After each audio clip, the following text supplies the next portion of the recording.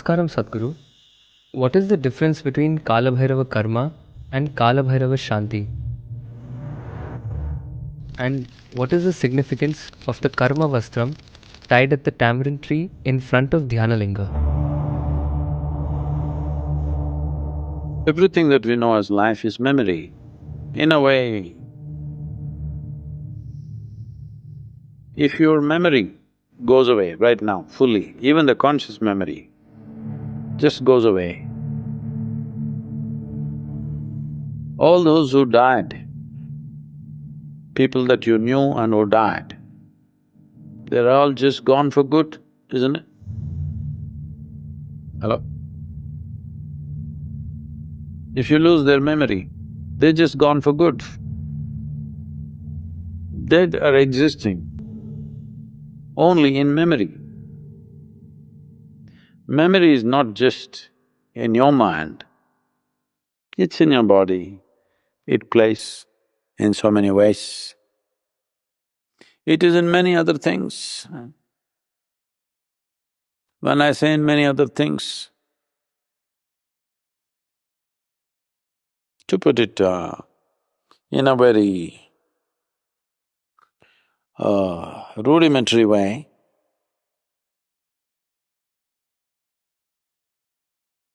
if you walk this way, if you bring a dog, just by smelling the floor, it knows you were here. So you're leaving puddles of memory, yes or no? So, when you walk, you're leaving puddles of memory. That's why a dog is able to trace it down. Up to 3, 4 days, sometimes even longer, if no disturbance has happened, much longer, it can trace it out.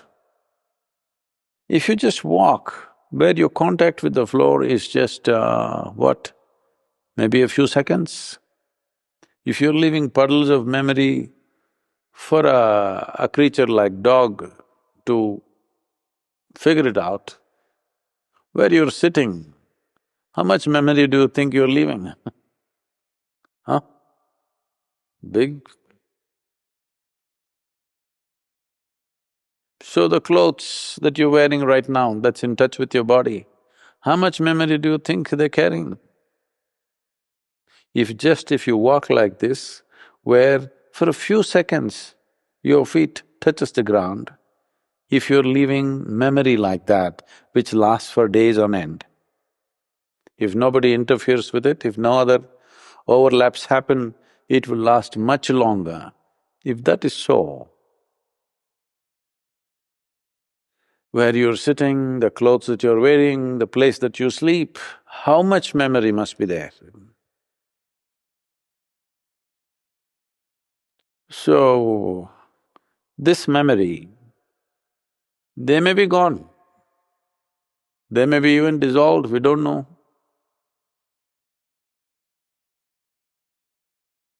Maybe they've attained mukti, or maybe they've gone somewhere, maybe they've taken another birth, you don't know.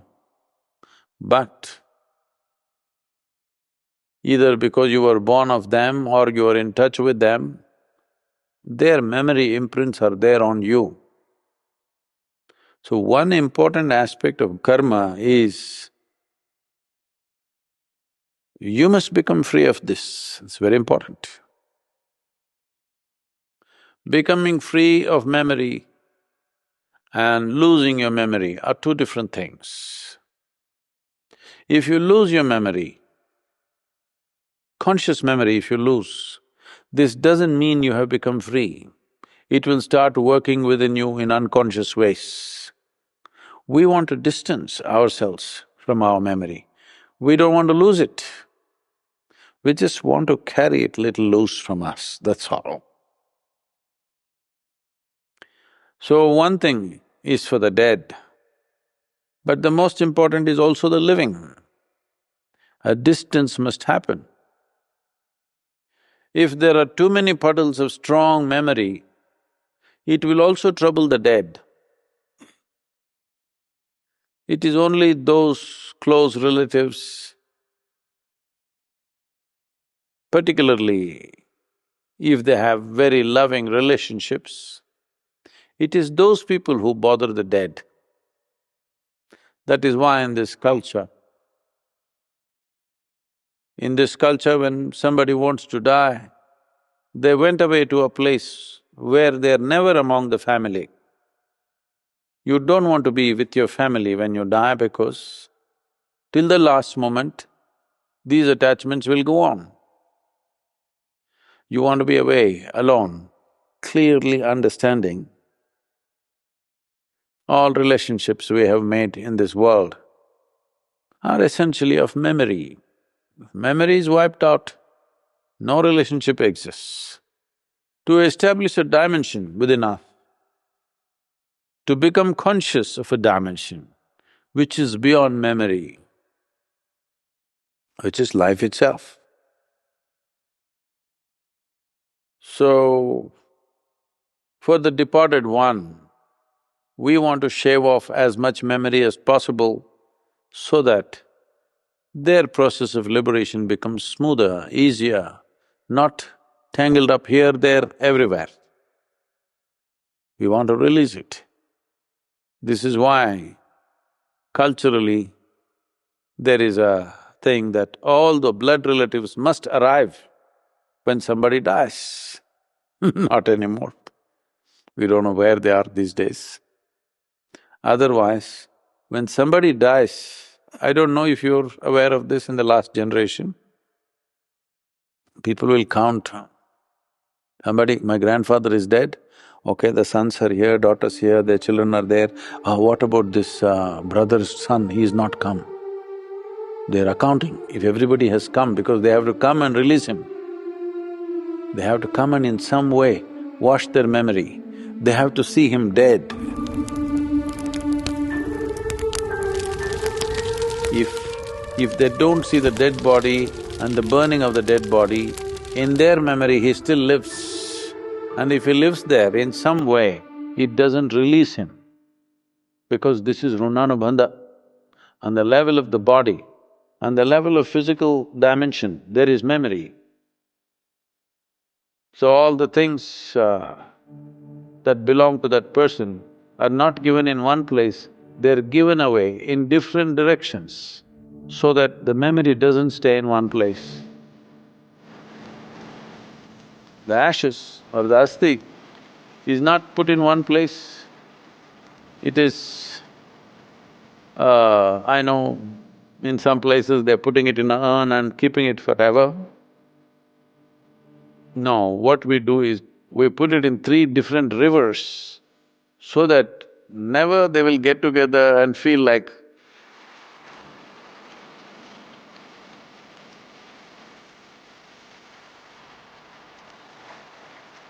Memory should not live, it must go, dissipate in every possible way.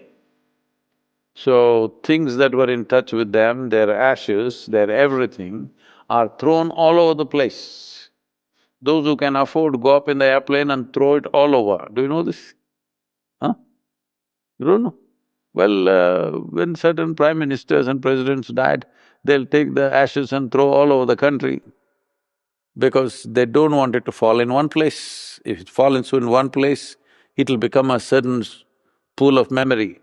They don't want that memory to gather anywhere so that that being can proceed without being tangled up.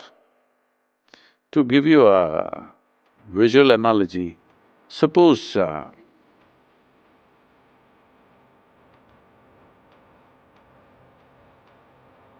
sometimes have you handled the super glue and all that? Did you try to stick something? Huh? Suppose by chance it got here, little bit spilled out, you didn't do it properly, wherever you touch it sticks. Or you got stuck in a spider web, let's say, it holds you in so many places. So the idea is all the points of holding we want to release.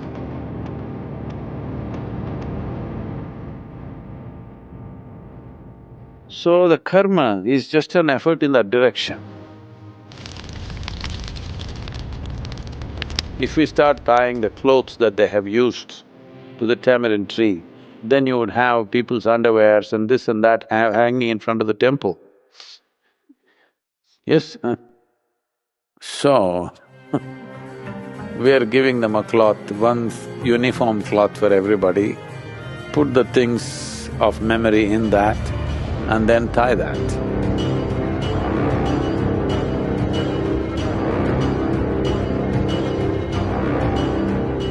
Because nobody knows where all that person's memory is. We do not know where all it is stuck. So one simple thing to do is, some whiff of their memory, you put it in a place which is naturally about disentanglement.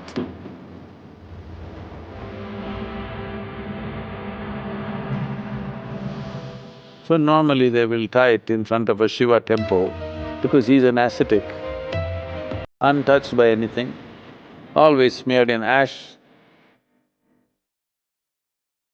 So where that kind of energies are there, you tie that memory there so that everything related to that memory should dissolve. Dhyanalinga is definitely an ideal place.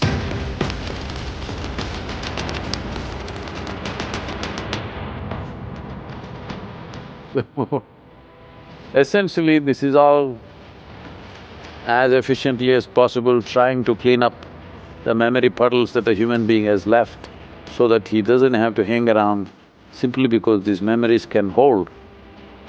See, even when people are alive, embodied, even at this time, many people hover around certain things simply because of unconscious memory about something. Unknowingly, they start moving in that direction. So all this, in the Western world, there is something called as deja vu. When I see you, it looks like I've seen you somewhere. So memory guides and memory plays havoc. All this new technology of the 21st century that's seeing is all little bit of… we just managed to throw memory around a little bit. We can capture it in a stick, we can put it in a computer, we can carry it on the phone. Just memory, isn't it? All the games we are playing are just memory. You think it's a song, you think it's a movie, you think it's a video, you think it is something, it's all just memory, isn't it so? So, this is a generation or this is a age when memory is being exploited like never before. Now people…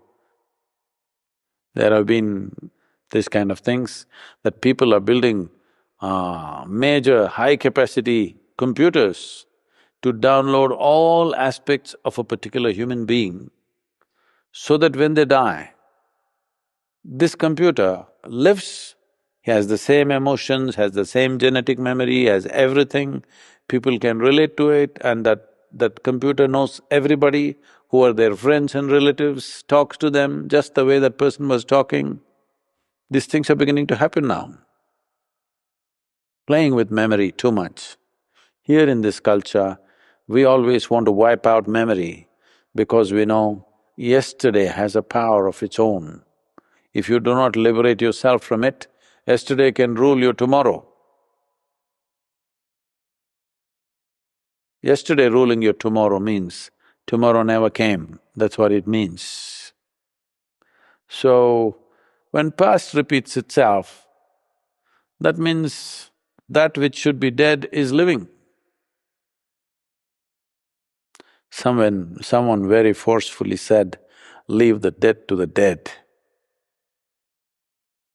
Leaving dead to the dead means not ignoring those who died. It just means what happened yesterday, what happened previous moment. You must always be conscious it's dead.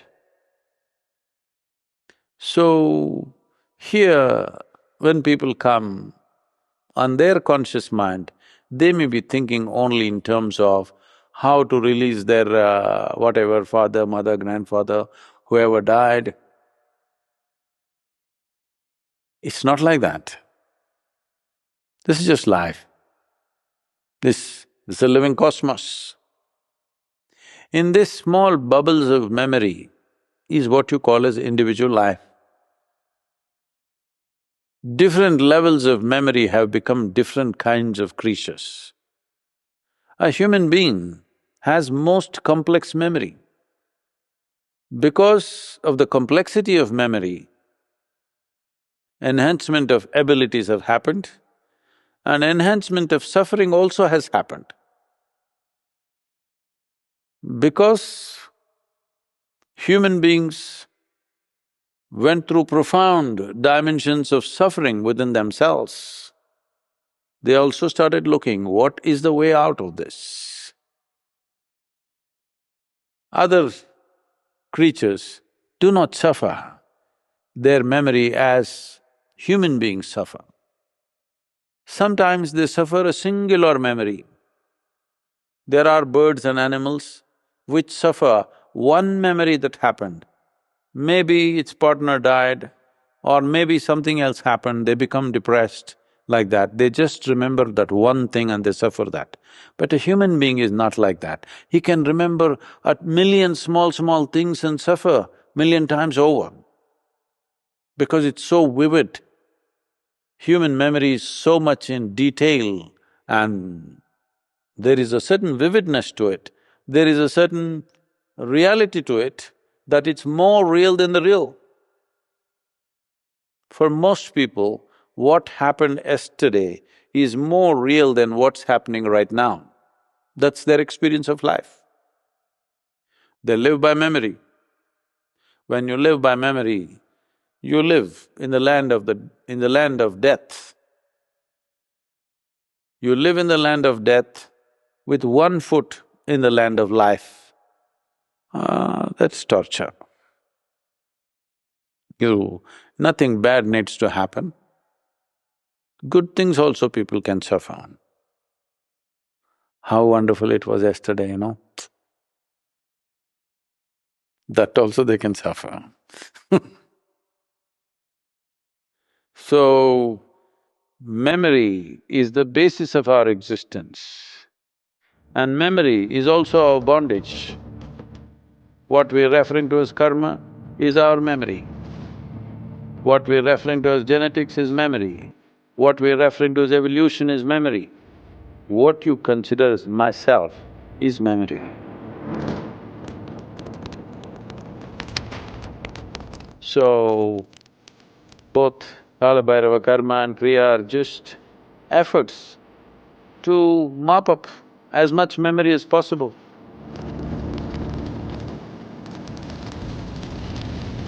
This is not a dig and clean, this is just surface mopping. We're just mopping up the surface so that nothing holds as far as possible.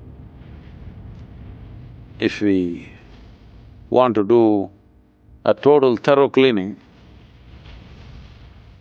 which may not be necessary many times, but with some it may be necessary, but that will need a different level of involvement, both parties. It'll get complicated.